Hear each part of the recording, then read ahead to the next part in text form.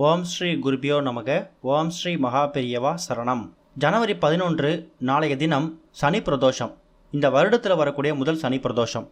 கல்லுப்பு கூட இந்த 2 பொருளை சேர்த்து வைக்கிறது மூலயமா பணவரவில் அதிரடி மாற்றம் ஏற்படும். அது என்ன பொருள், அது எப்படி பயன்படுத்தணும்னு பார்க்கறதுக்கு முன்னாடி நம்மளோட வீடியோஸை இப்போ தான் நீங்கள் ஃபஸ்ட் டைம் பார்க்குறீங்கன்னா மறக்காமல் சப்ஸ்கிரைப் பண்ணிக்கோங்க. தொடர்ந்து இது மாதிரி அப்டேட் தெரிஞ்சுக்கிறதுக்கு பக்கத்தில் இருக்கிற நோட்டிஃபிகேஷன் பெல்லை கிளிக் பண்ணி ஆல் அப்படிங்கிற செலக்ட் பண்ணிக்கோங்க. இப்போ கல்லுப்போட என்னென்ன பொருட்களை சேர்த்து வைக்கணும் அப்படிங்கிற பற்றி தெளிவாக தெரிஞ்சுக்கலாம். ஒரு மாதத்தில் மொத்தமாக 2 விதமான பிரதோஷங்கள் வரும். ஒன்று வளபிறை பிரதோஷம், மற்றொன்று தேய்பிறை பிரதோஷம்.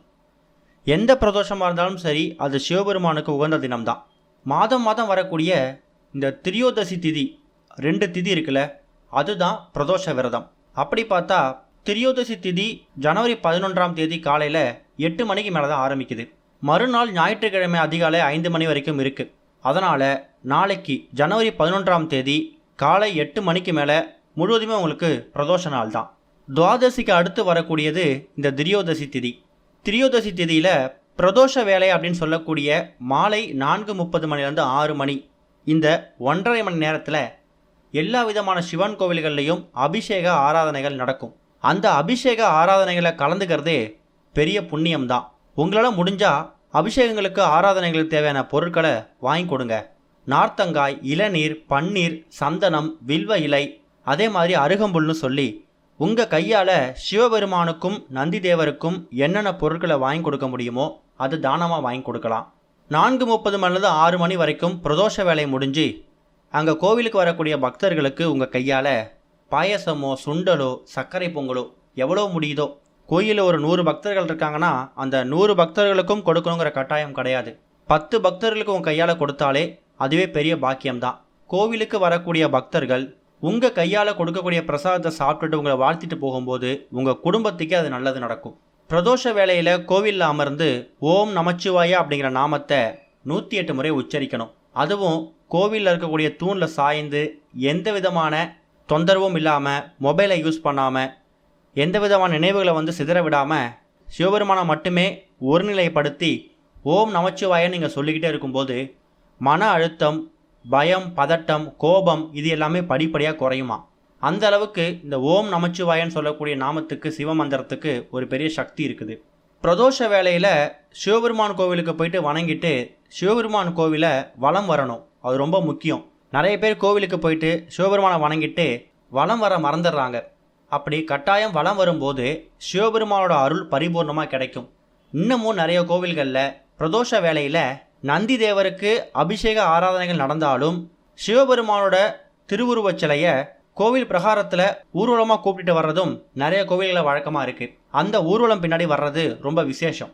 இந்த சனி பிரதோஷம் இருக்குல்ல, இது ரொம்ப சக்தி வாய்ந்த ஒரு பிரதோஷம். வருடத்தில் வரக்கூடிய, அதாவது இந்த 2025 புது வருடத்தில் வரக்கூடிய முதல் பிரதோஷம், முதல் சனி பிரதோஷம். அதை நீங்கள் கவனத்தில் வச்சுக்கணும். ஒரு சனி பிரதோஷத்தை நீங்கள் முறையாக வழிபட்டீங்கன்னா ஒரு வருடம் முழுக்க இருக்கக்கூடிய எல்லா பிரதோஷ தினங்களையும் நீங்கள் சிவபெருமானுக்கு விரதம் இருந்து வழிபட்ட பலனை இந்த ஒரு நாளில் பெற முடியும். இது போக இப்போ நம்ம சொல்லக்கூடிய இந்த ஒரு பரிகாரம் தாந்திரிக முறை இருக்குல்ல, இது பணவசியத்தை, பணத்தை உங்கள் பக்கம் காந்தம் போல ஈர்க்கக்கூடிய ஒரு அற்புதமான வழிபாட்டு முறை. வீட்டில் இருக்கக்கூடிய எளிமையான பொருட்களை பயன்படுத்தி செய்யக்கூடிய இந்த ஒரு வழிபாட்டு முறை பணத்தை உங்கள் பக்கம் ஈர்த்து கொண்டு கொடுத்துரும். சரி, எத்தனை மணிக்கு இந்த பரிகாரத்தை செய்யலாம்? சனிக்கிழமை நாள் முழுக்க உங்களுக்கு பிரதோஷ தினம்தான், திரியோதசி திதி இருக்குது. அதனால் கோவிலுக்கு போகிறது, வழிபாடெலாம் முடிக்கிறது, இதெல்லாம் முடிச்சுடுங்க. நீங்கள் மாலை ஒரு 6-7 மணிக்கு மேலே கோவிலுக்கு போனாலும் சரி, அந்த வழிபாட்டெலாம் முடிச்சுட்டு நேராக வீட்டுக்கு வந்து வீட்டோட பூஜை அறையில் ஒரே ஒரு விளக்கேற்றி வைக்கணும். விளக்கேற்றி வச்சுட்டு சின்னதாக ஒரு அகல் விளக்கோ இல்லை சின்னதாக ஒரு கிண்ணமோ எடுத்து அதில் அந்த கிண்ணமும் அகல் விளக்கும் நிரம்புற அளவுக்கு கல்லுப்பை நிரப்பிடுங்க. கல்லுப்பை நிரப்பி அது மேலே ஒரே ஒரு மஞ்சள் வைக்கணும். இந்த இடத்துல நம்ம குண்டு மஞ்சள் வச்சுருக்கோம். உங்ககிட்ட குண்டு மஞ்சள் இல்லைனா கஸ்தூரி மஞ்சள், விரலி மஞ்சள்னு சொல்லி என்ன மஞ்சள் இருக்கோ அதை பயன்படுத்திக்கலாம். அது போக 2 மிளகு, 2 எண்ணிக்கையில் மிளகு எடுத்து வச்சுக்கோங்க. மிளகு அப்படிங்கிறது சிவபெருமான் வழிபாட்டில் ரொம்ப உகந்த ஒரு பொருள். ஏன்னா சிவபெருமானோட அவதாரமாக இருக்கக்கூடிய பைரவர் இருக்காருல்ல, கால பைரவர், அவர் வழிபாட்டில் இந்த மிளகுக்கு முக்கியத்துவம் கொடுப்பாங்க. கடன் பிரச்சனையை வேரோடு அறுக்கக்கூடிய பொருட்களில் இந்த மிளகும் ஒன்று. 10 மிளகு இருந்தால் பகர் வீட்டில் சாப்பிடலான்னு சொல்லுவாங்க. மருத்துவமும் மகத்துவம் நிறைந்த ஒரு பொருள் தான் இந்த மிளகு. அப்பேற்பட்ட சக்தி வாய்ந்த இந்த மிளகை 2 மிளகு எடுத்து வச்சுக்கோங்க. இப்போ நீங்கள் வீடியோவில் பார்க்குற மாதிரி ஒரே ஒரு கிண்ணத்தில் கல்லுப்பை பரப்பி அது மேலே ஒரே ஒரு குண்டு மஞ்சள், விரலி மஞ்சள் இல்லை கஸ்தூரி மஞ்சளை வச்சுட்டு 2 மிளகை வச்சுட்டு சிவபெருமான மனசார பிரார்த்தனை பண்ணணும். இந்த அமைப்பு இருக்கக்கூடிய அந்த நேரத்தில் அந்த அமைப்பை அந்த கிண்ணத்தை உங்கள் கையால் ஏந்திக்கணும். அதாவது அகல் விளக்கு இல்லைனா கிண்ணத்தில் வச்சுருப்பீங்கல்ல, இந்த 3 பொருட்களையும் சேர்த்து கல்லூப்போட அதை அப்படியே உங்கள் உள்ளங்கையில் ஏந்தி சிவபெருமான்கிட்ட காமிச்சு, எங்கள் வீட்டுக்குள்ளே எந்த பிரச்சனை இருந்தாலும் அதெல்லாம் விலகி ஓடணும், குறிப்பாக பணம் சம்மந்தப்பட்ட பொருளாதார சம்மந்தப்பட்ட பிரச்சனைகளுக்கு ஒரு முற்றுப்புள்ளி கிடைக்கணும்னு மனசார வேண்டிக்கோங்க.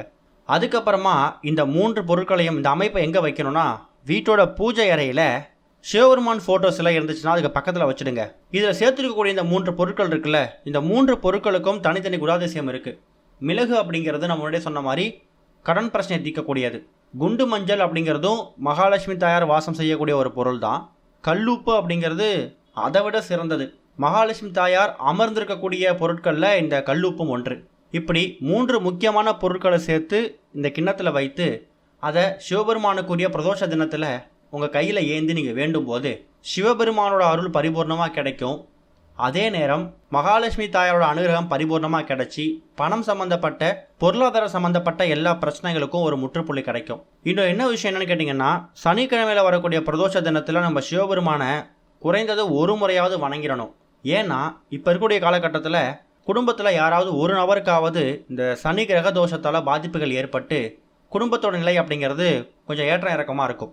அப்படிப்பட்ட நபர்களில் குடும்பத்தில் யாருக்காவது இப்போ உங்கள் மகனுக்கோ மகளுக்கோ சனி தோஷம் இருக்குது, இல்லை உங்கள் மாமனார் மாமியாருக்கு, உங்கள் கணவருக்கோ உங்கள் மனைவிக்கோ சனி தோஷத்தால் கிரக தோஷத்தால் பாதிப்பு ஏற்பட்டிருக்குன்னா, சனிக்கிழமையில் வரக்கூடிய பிரதோஷ தினத்தில் நீங்கள் அவங்களுக்காக கூட கட்டாயம் சிவபெருமான் கோவிலுக்கு போயிட்டு தீபம் ஏற்றி வழிபாடு நடத்தணும்.